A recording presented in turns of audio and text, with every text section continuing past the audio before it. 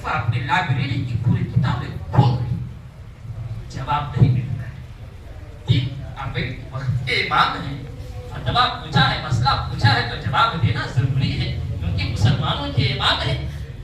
ایک دن ہوا جواب نہ دیا، 2 دن ہوا جواب نہ دیا، 3 دن ہوا جواب نہ دیا، چوتھے دن فجر کے بعد کہیں سڑک کے کنارے سے امام اعظم ابو حنیفہ جا رہے تھے تو ایک بھنگی ہوتا، بھنگی جانتے ہیں نا، جو مہری وغیرہ پاک کرتا ہے، کمزاد کا جو ہوتا ہے تھیڑ جس کو کہتے ہیں بھنگی، مہری وغیرہ جو کلین کرتا ہے ایریے کا، تو وہ ایک مہری پاک کرنے والا بھنگی تھا، لیکن امام اعظم سے بہت محبت تھا۔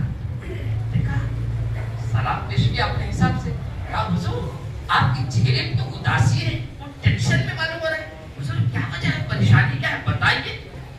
ارے بھی ایک مسئلہ آیا ہے، یہ کتاب پانی کب ہوتا ہے، بڑا کب ہوتا ہے؟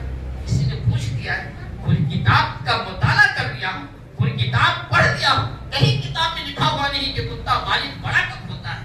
کہا امام اعظم ابو حنیفہ اتنی سی بات، اتنی ضروری بات کا اتنا ٹینشن میں نہیں ہوئے، اللہ فکر مت کیجیے حضور، سمپل سا جواب ہے، کیا سمپل سا جواب ہے۔